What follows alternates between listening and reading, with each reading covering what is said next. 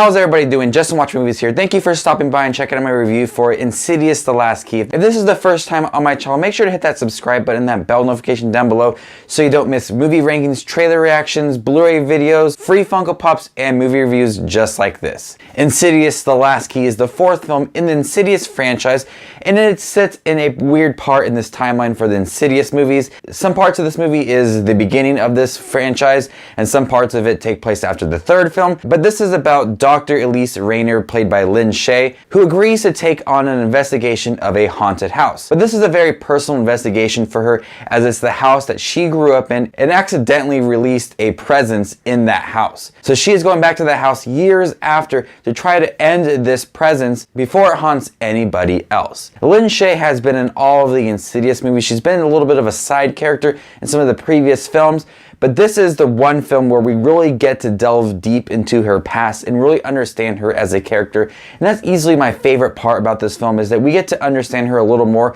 They add a lot of depth to her character. She is a broken character, but still manages to be very strong. I like the opening sequence in this movie where we got to see her as a kid and where she's kind of understanding her powers, and her mom tells her that she needs to help people. I've always enjoyed watching Lin Shaye's take on this character in the previous three films, so it's really nice to understand her a little more, because I really didn't know her all that well in the previous three films, and this movie is really diving deep into that character, and I really did appreciate it because there's moments where she's really broken down dealing with her brother in her past, but there is a lot of moments where she still remains very strong. And if I ever had a demonic presence in my house, and if I had to call someone, I wouldn't call the Ghostbusters, I would call Lin Shaye.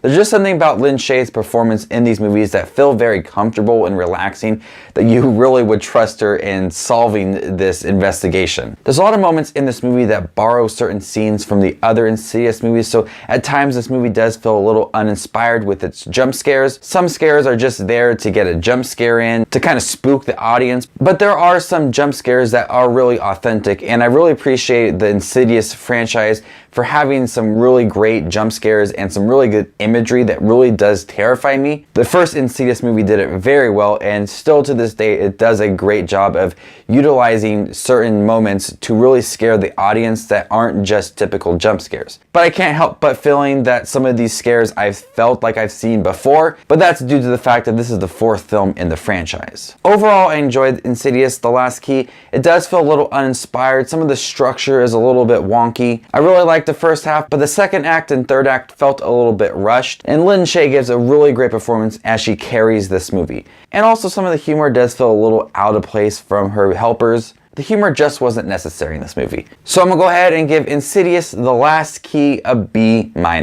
If you enjoyed all the previous Insidious entries, you definitely will enjoy this film. So before you leave this video, comment down below with your thoughts on Insidious: The Last Key. Stay tuned for my ranking of all 4 Insidious movies. You guys are the best as always. Thank you guys for starting 2018 off with a great note. I couldn't do it without you guys. So this is Just Watch Movies, and you stay classy, YouTube.